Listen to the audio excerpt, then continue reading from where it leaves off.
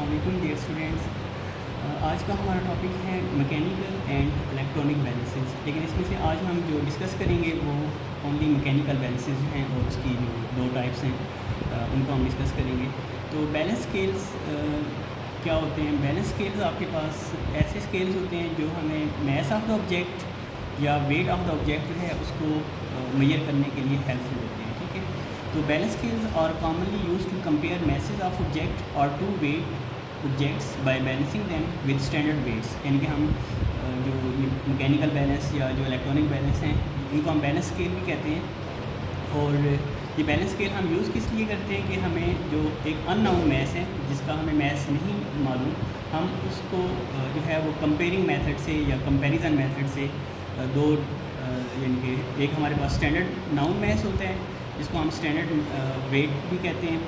उसकी मदद से हम अननोन मैस को जो है कंपेयर करते हुए यानी कि हम दो प्लेटफॉर्म्स के ऊपर या दो जो बीम्स होते हैं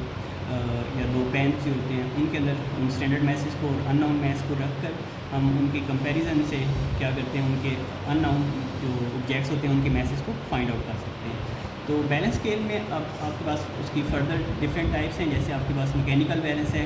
इलेक्ट्रॉनिक बैलेंस है, इस तरह फोर्स मीटर है। इन तमाम बैलेंसेस को जो है वो हम डिस्कस करेंगे और मैस ऑफ द ऑब्जेक्ट और जो वेट ऑफ द ऑब्जेक्ट है उसको कैसे फाइंड आउट करते हैं वो हम इनके जो वर्किंग प्रिंसिपल हैं उनको डिस्कस करने के बाद जान सकेंगे। तो सबसे पहले है आपके पास मैकेनिकल बैलेंस। जो मैकेनिकल बैलेंस है इसका जो स्ट्रक्चर है ये किस तरह का बना होता है? A mechanical balance consists of a rigid horizontal beam that oscillate on a central knife edge as a fulcrum। ये आपके पास जो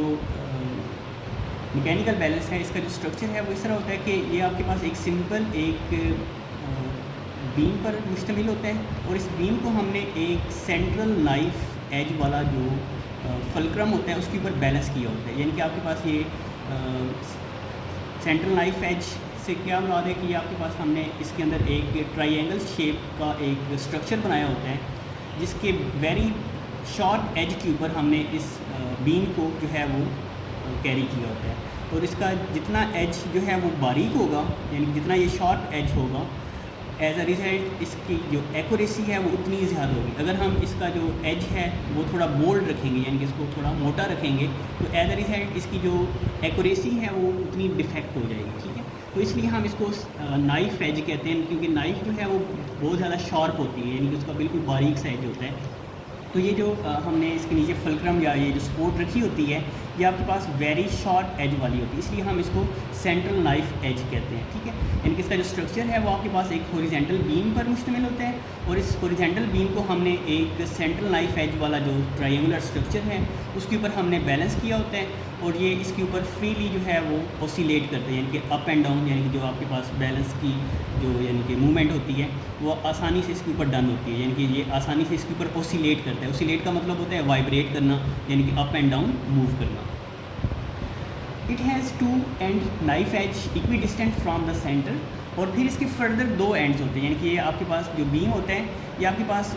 यहाँ से जब हम इसको एज की तरफ लेकर जाते हैं ना तो ये आपके पास और जो है ये शार्प होता जाता है यानी कि आपके पास बारीक होता जाता है। यानी कि इसकी जो एजेस हैं या इसका जो एंड्स होते हैं वो भी आपके पास यानी कि ये जो बीम हमने इसके ऊपर रखा होता है ये भी आपके पास वेरी शार्प एज वाले होते हैं। यानी मीन्स कि जिसके ऊपर हमने पेन्स रखे होते हैं, एक लेफ़्ट पेन होता है और एक राइट पेन होता है। एक पेन के अंदर हमने अननोन मैस रखना होता है और एक पेन के अंदर हमने स्टैंडर्ड मैसेज रखने होते हैं जिनके कंपैरिजन से हमने उसका जो मैस है वो फाइंड आउट करना होता है। यानी कि ये जो बीम का जो एंड होता है यानी कि जो आपके पास लेफ़्ट एंड और राइट एंड ये भी आपके पास बिल्कुल बारीक से एजेस होते हैं जिनके ऊपर हमने जो पेन्स हैं वो रखे होते हैं। एक पेन जो है वो आपके पास इस तरह यानी कि आपके पास होता है जिसके अंदर हमने कोई भी ऑब्जेक्ट जो है जिसका मैस हमने फाइंड आउट करना होता है और एक आपके पास स्टेट प्लेटफॉर्म वाला होता है। ठीक है, यानी कि ये दोनों आपके पास प्लेटफॉर्म पेन्स हमने रखे होते हैं, इनको भी हमने फर्दर बारीक या शार्प एज जो होते हैं उनके ऊपर रखा होता है। ठीक है, तो ये आपके पास यानी कि इसका स्ट्रक्चर है। मीन्स कि आपके पास जो मैकेनिकल बैलेंस है वो आपके पास जो सिंपल मैकेनिकल बैलेंस है वो आपके पास एक बीम पर मुश्तमिल होता है। उस बीम को हमने एक फल्क्रम के ऊपर रखा होता है जिसका एज जो है वो बहुत ज़्यादा शार्प होता है। फिर इसके जो दो एंड्स हैं इनको भी हम नाइफ एज कहते हैं या सेंट्रल नाइफ एज कहते हैं, यानी कि ये भी आपके पास बिल्कुल शार्प एजेस वाले होते हैं और ये सेंटर से यानी कि ये जो इसका मिड पॉइंट होता है यहाँ से ये इक्वी डिस्टेंट पर होते हैं, यानी कि जो दोनों जो हमने पेन्स इसके साथ एडजस्ट किए होते हैं, जिसके अंदर एक के अंदर हमने स्टैंडर्ड मैसेज रखने हैं और एक के अंदर हमने अननाउन मैसेज रखना है, ये दोनों इस सेंटर से इक्वी डिस्टेंट पर होते हैं, यानी कि बराबर के फासले पर होते हैं, तभी ये एक दूसरे को बैलेंस कर पाते हैं। तो it has two end knife edges equidistant from the center, two pans are hung from bearings on the end knife edges, यानी कि हम इसके दोनों एंड्स पर दो बर्तन जो हैं, यानी कि एक के अंदर जो हमने अननाउन मैस रखना होता है और एक के अंदर जो हमने स्टैंडर्ड मैस रखना होता है वो हम इसके साथ अटैच कर देते हैं। The materials to be weight is put in one pan, जिस ऑब्जेक्ट का हमने वेट जो है या मैस फाइंड आउट करना होता है उसको हम एक बर्तन के अंदर रखते हैं। Standard weights are put on the other pan, और जो आपके पास दूसरा जो पैन होता है या जो दूसरा बर्तन होता है उसके अंदर हम स्टैंडर्ड मैसेज रखते हैं। The deflection of the balance may be indicated by a pointer attach to the beam. अच्छा, अब हमने इसके बीम के साथ एक शार्प सा पॉइंटर लगाया होता है, ठीक है। अब जिस तरफ वज़न ज़्यादा होता है ना, मीन्स कि आपके पास अगर एक तरफ हमने अननाउन मैस रखा है और एक तरफ अभी हमारा बर्तन जो है वो खाली है, तो ये जो पॉइंटर है ये अपने अंदर लेफ़्ट राइट मूवमेंट जो है वो प्रोड्यूस करेगा, यानी कि ये एक तरफ बेंड हो जाएगा। अब हमने दूसरी तरफ जब स्टैंडर्ड मैसेज रखने होते हैं तो ये आहिस्ता आहिस्ता अपनी सेंट्रल पोजीशन पर आ जाते हैं, यानी कि इसकी जो डिफ्लेक्शन है, मतलब इसकी जो मूवमेंट है लेफ़्ट राइट, तो जब आपके पास दोनों तरफ ये बैलेंस हो जाते हैं, यानी कि अननाउन मैस और जो स्टैंडर्ड मैसेज हैं वो एक दूसरे को इक्विलाइज कर लेते हैं, यानी कि आपके पास इसकी जो बीम की जो मूवमेंट होती है वो बिल्कुल सेंटर में आ जाती है। तो ये जो आपके पास शार्प पॉइंटर लगा होता है ये भी बिल्कुल अपनी मिड पोजीशन ओ पर आ जाता है, यानी कि ये अगर ये लेफ़्ट राइट हो तो इसका ये मतलब होता है कि एक तरफ मैस ज़्यादा है और एक तरफ मैस कम है। लेकिन जब आपके पास ये मूव करके बिल्कुल सेंटर में आ जाते हैं तो इसका ये मतलब है कि अब आपके पास दोनों तरफ जो बैलेंस है या मैसेज जो हैं वो इक्वल हो गए हैं। फिर हम स्टैंडर्ड मैसेज जो हैं वो उनको काउंट कर लेते हैं। फॉर एग्जांपल अगर हमने यहाँ पर एक जो है वो 1 kg का बॉट रखा है और एक हमने 0.5 kg का बॉट रखा है, तो उस अननाउन मैस का जो टोटल मैस होगा वो आपके पास कितना होगा 1.5 किलोग्राम, ठीक है। मीन्स कि आपके पास जब ये इसका पॉइंटर जो है वो सेंटर में आ जाता है तो इसका ये मतलब होता है कि इस पेन के अंदर जितना मैस है उतना ही इसके अंदर है। तो फिर ये जो स्टैंडर्ड मैसेज हैं इनको मेजर करके या इनकी रीडिंग को नोट करके हम इस अननाउन मैस की जो यानी कि वैल्यू है या उसकी जो रीडिंग है वो नोट कर लेते हैं, ठीक है।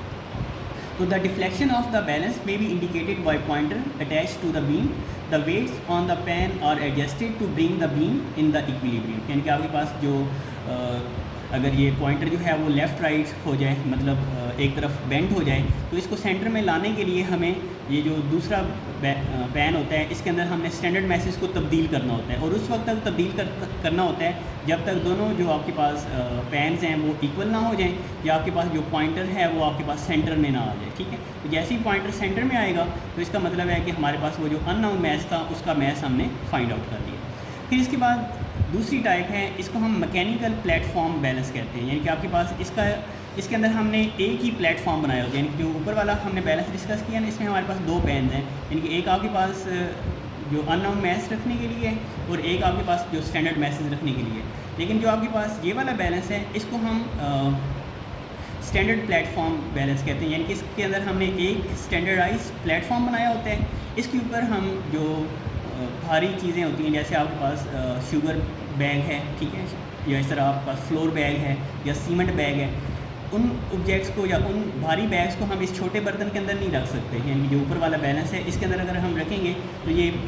बैलेंस खुद ही इम्बैलेंस हो जाएगा, ठीक है, एक तरफ गिर जाएगा। तो हम क्योंकि इसका बर्तन जो है वो छोटा सा होता है, तो हम इस तरह आपके पास ये जो आटे वाली चक्की होती है वहाँ पर हम जो गंदम वगैरह पिसवाने जाते हैं तो उनके पास भी इस तरह के जो बैलेंसेज हैं वो मौजूद होते हैं, ठीक है। तो इसके प्लेटफॉर्म के ऊपर हम वो हैवी बैग्स जो हैं वो रख देते हैं और इसके ऊपर जो स्केल लगा होता है ना वो इस तरह नहीं होता कि जैसे अगर मिसाल के तौर पे यहाँ पर 50 किलोग्राम का बैग है तो हमें यहाँ पर 50 किलोग्राम का ही जो वेट है वो सस्पेंड करना पड़ता है, ऐसा नहीं होता। इसकी जो वेट्स का जो मेजरमेंट होता है वो हमने ऑलरेडी जो है वो मैनेज की होती है। जिस तरह आपके पास हमने चैप्टर 2 के अंदर वो वेक्टर की एडिशन में पढ़ा था कि हम एक सूटेबल स्केल जो है वो बनाते हैं। तो ये जो आपके पास इस तरह की जो स्केल्स होते हैं इनके अंदर मैस को मेजर करने के लिए हमने सूटेबल जो स्टैंडर्ड हैं वो हमने बनाए होते हैं, ठीक है। इसमें आपके पास जो मीन्स कि हमने छोटे छोटे जो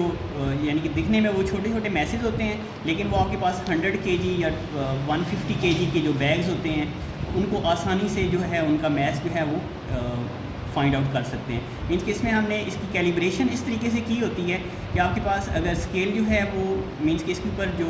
हमने एक स्केल लगाया होता है और उसके ऊपर हमने इसकी जो मूवमेंट होती है यानी कि 1 सेंटीमीटर 2 सेंटीमीटर या 5 सेंटीमीटर यानी कि वो जितना आपके पास मूव करते हैं लेफ़्ट से राइट, तो उसकी मेजरमेंट से और साथ में हमने ये जो मैस इसके साथ छोटा सा सस्पेंड किया होता है, इन दोनों को मल्टीप्लाई करके हम जो यहाँ पर इसके प्लेटफॉर्म के ऊपर जो अननाउन मैस रखते हैं उसको फाइंड आउट कर सकते हैं। यानी कि जो ये वाला जो कॉमन मैकेनिकल बैलेंस है इसमें तो हमने दोनों तरफ सेम बैलेंस या सेम जो मैसेज हैं वो रखने होते हैं, तब चीज़ बैलेंस होती है। लेकिन इसकी जो वर्किंग है वो थोड़ी सी अलग होती है, यानी कि इसमें हमने एक स्केल जो है वो सस्पेंड किया होता है और इसके ऊपर एक जो ऑब्जेक्ट है वो हम मूव करवाते हैं और साथ में हम यहाँ पर कुछ थोड़े से जो स्टैंडर्ड मैसेज हैं वो भी सस्पेंड कर देते हैं। लेकिन वो स्टैंडर्ड मैसेज एग्जैक्ट इनके इक्वल नहीं होते, वो बल्कि छोटे छोटे होते हैं। फिर उनकी हमने फर्दर जो है वो रीडिंग जो है वो अलग से नोट करनी होती है, यानी कि हमने इस स्केल का जो मूवमेंट है और मल्टीप्लाई यहाँ पर हमने इसके बार के साथ जो मैसेज जो हैं वो सस्पेंड करते हैं, इन दोनों की जो एडजस्टमेंट है उसके बाद हम यहाँ पर इसके प्लेटफॉर्म के ऊपर जो हैवी बैग रखा होता है उसका जो मैस है वो फाइंड आउट करते हैं। ठीक है, तो there is another type of mechanical balance which are use to weigh heavy items like flour bags, cement bags, steel boards, यानी कि आपके पास ये जो आयरन स्टोर्स होते हैं वहाँ पर जो स्टील बॉर्ड यानी कि भारी जो लोहे के ऑब्जेक्ट होते हैं उनको मेजर करने के लिए या उनका मैस फाइंड आउट करने के लिए, तो these are called mechanical platform balances. ये जो आपके पास हैवी ऑब्जेक्ट्स के मैसेज को फाइंड आउट करने के लिए जो हम मैकेनिकल बैलेंस यूज़ करते हैं इनको हम मैकेनिकल प्लेटफॉर्म बैलेंसेस कहते हैं, यानी कि इनका एक प्लेटफॉर्म बना होता है, उसके ऊपर हमने वो हैवी ऑब्जेक्ट जो हैं वो रखने होते हैं। Standard weights are not required to use this balance, यानी कि इसका ये आप यूँ समझ लें कि इसकी एक प्राइम इसकी क्वालिटी है कि इसके अंदर हमें जो स्टैंडर्ड मैसेज हैं वो एग्जैक्ट उस ऑब्जेक्ट के इक्वल नहीं रखने पड़ते। मींस कि हम इसके अंदर अपनी मर्ज़ी के जो स्केल्स हैं वो डिज़ाइन करते हैं और हम उन एडजस्ट किए गए या सूटेबल स्केल के अकॉर्डिंग हम जो मैस ऑफ द ऑब्जेक्ट है वो फाइंड आउट करते हैं, यानी कि हमें जो स्टैंडर्ड मैसेज हैं या जो स्टैंडर्ड वेट्स हैं उनकी ज़रूरत नहीं पड़ती।